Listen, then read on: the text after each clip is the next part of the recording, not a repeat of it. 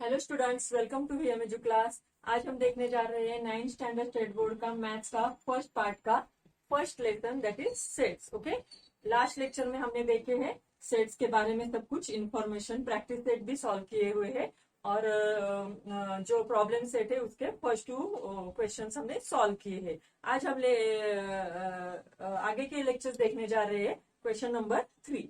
तो मैं question number 3 पढ़ती हूँ। Out of 100 persons in a group, 72 persons speak English, 43 persons speak French. Each one of out of 100 persons speak at least one language. Then how many speak only English? How many speak only French?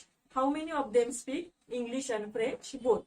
Okay, यहाँ पे हमें दिया हुआ है कि English बोलने वाले कुछ पर्सन्स है, फ्रेंच बोलने वाले कुछ पर्सन्स है। ओके, और आउट ऑफ 100 पर्सन्स है कौन सी, तो एक लैंग्वेज बोलने वाले भी कुछ पर्सन से।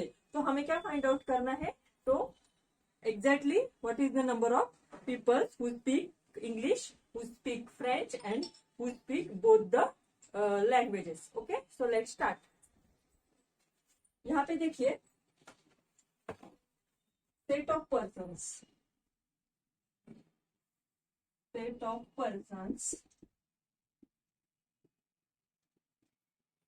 Speak English.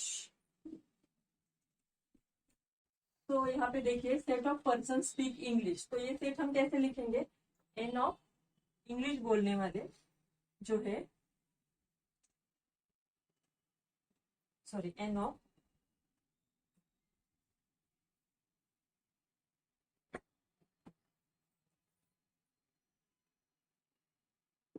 वो कितने हैं, तो 72। Okay, how much person, set of persons speak English is 72. Okay, then set of persons speak French. Set of persons speak French. Okay, तो क्या आएगा इन द करली ब्रैकेट, फ्रेंच बोलने वाले सेट कितना है वो, तो वो है 43। ओके, यहाँ पे भी करली ब्रैकेट डालेंगे।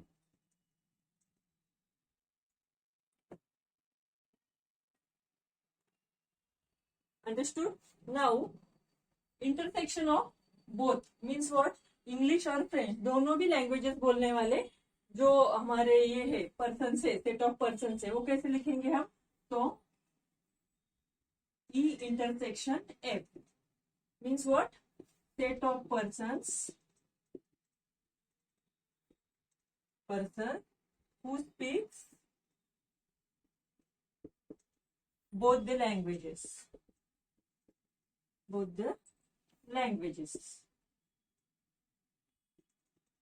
Okay, means what, set of person speak English जो है वो दिए हुए है 72, then set of person speak French वो दिए हुए हमें 43, and intersection of both the sets मतलब क्या, तो set of person who speaks both the English and French. Okay, now we know, हमें मालूम है कि फॉर्मूला क्या है, that E union F means what, तो दो सेट्स का जो यूनियन है, ओके, दो सेट्स का जो यूनियन है वो कैसे लिखेंगे हम, तो N of E plus N of F minus N of E intersection F.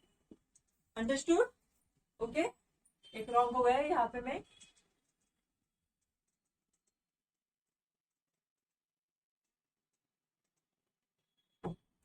this is correct bracket. Okay, now put the values here. n of p कितना दिया हुआ है 72 प्लस n of f दिया हुआ है हमें 43।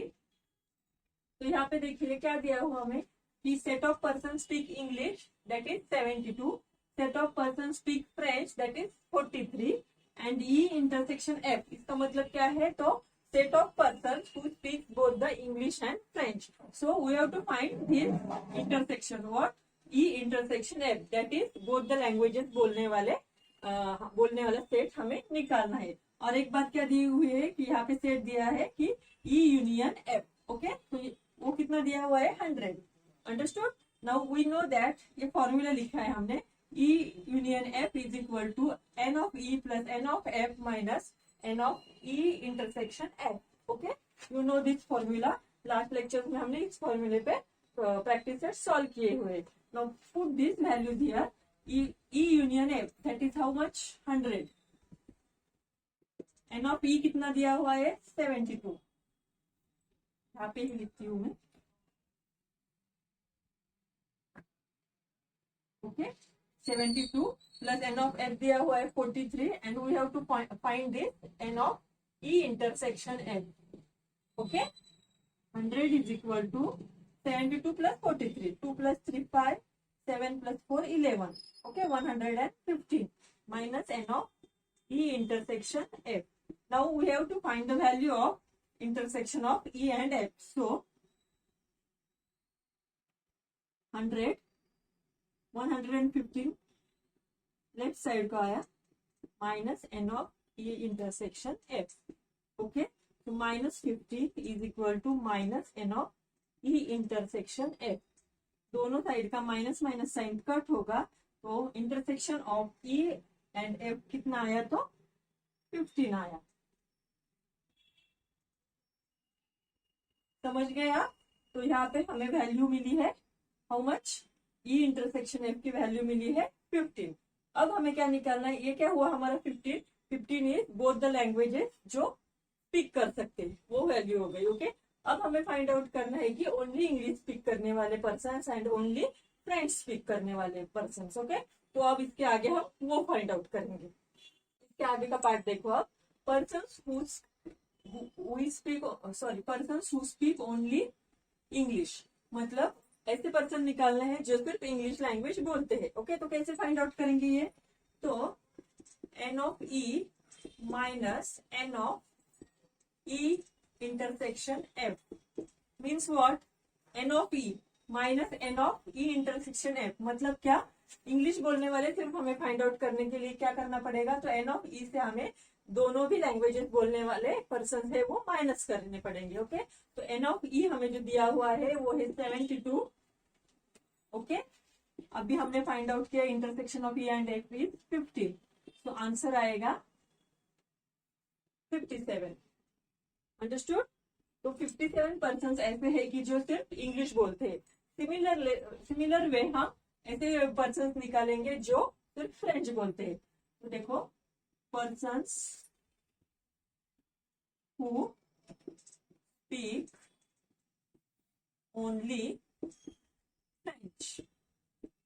Okay, so you have to write down here N of F minus N of E intersection F. मतलब N of F से हमें बोथ भी लैंग्वेज बोलने वाले पर्सन माइनस करने हैं.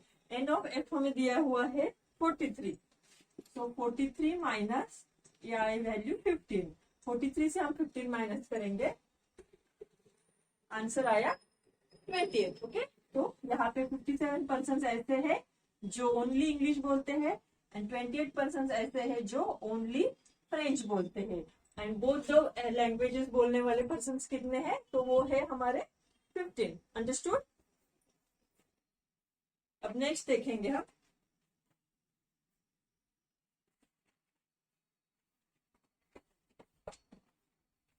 क्वेश्चन नंबर 4 में पढ़ती हूँ. सिमिलर वे से ही सॉल्व करना है जैसे हमने क्वेश्चन नंबर 3 सॉल्व किया हुआ है. तो देखो, 70 trees were planted by Parth and 90 trees were planted by Pragya on the occasion of tree plantation week. Okay, Parth ने कितने किए हैं? तो 70 ट्रीज प्लांट किए हैं और प्रज्ञा ने कितने किए हैं? तो 90 ट्रीज प्लांट किए हैं.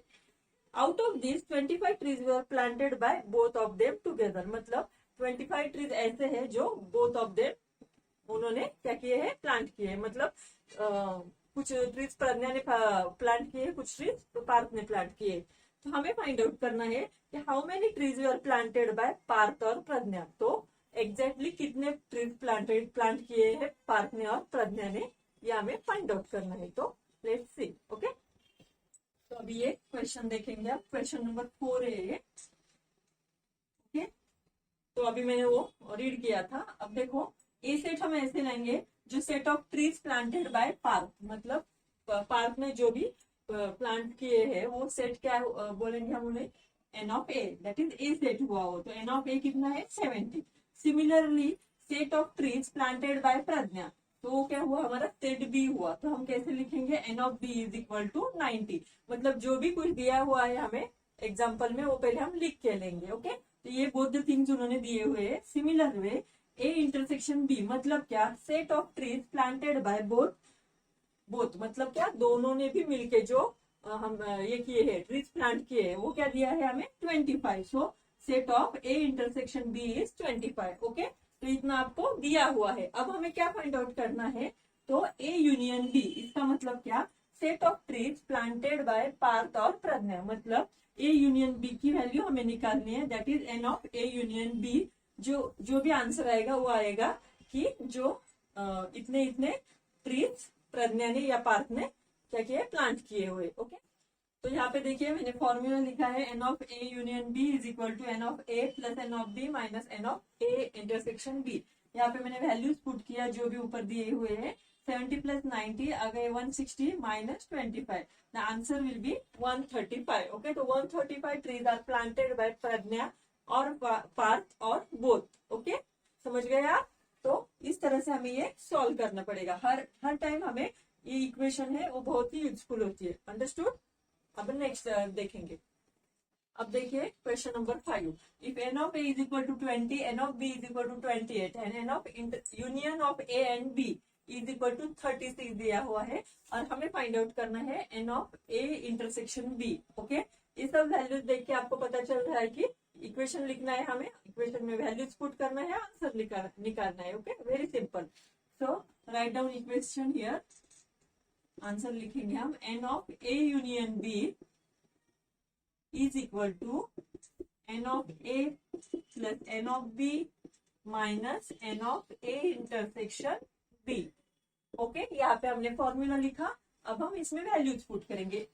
N of A union B कितना दिया हुआ है, तो 36, एन ऑफ ए दिया हुआ है 20, एन ऑफ बी दिया हुआ है 28, एंड हमें फाइंड आउट करना है N of A intersection B. Okay, now 36 is equal to 20 and 28, 48 minus n of A union B. Okay, then 36 है यहाँ पे, 48 यहाँ लेफ्ट साइड आ गया तो माइनस 48 हो गया, minus n of A intersection B. Okay, अभी 36 में से 48 मतलब 48 से हमें 36 माइनस करने हैं, तो कितना आएगा आंसर, 12 आएगा। ओके, लेकिन माइनस साइन आएगा, इस साइड भी माइनस है, इस साइड भी माइनस है, तो दोनों भी माइनस कट हो जाएंगे, तो एन ऑफ ए इंटरसेक्शन भी आया हमारा 12। Okay, N of A intersection B is equal to 12। समझ गए आप? तो इस लेक्चर में हमारे क्वेश्चन नंबर 3, 4 एंड 5 कवर हुए हैं। अब नेक्स्ट लेक्चर में उसके आगे के क्वेश्चन हम सॉल्व करेंगे। ओके, तब तक के लिए रिवाइज करो, ज्यादा से ज्यादा बच्चों को शेयर करो, लाइक करो एंड कमेंट भी करो। ओके, और हाँ, चैनल को जरूर सब्सक्राइब करो। बाय।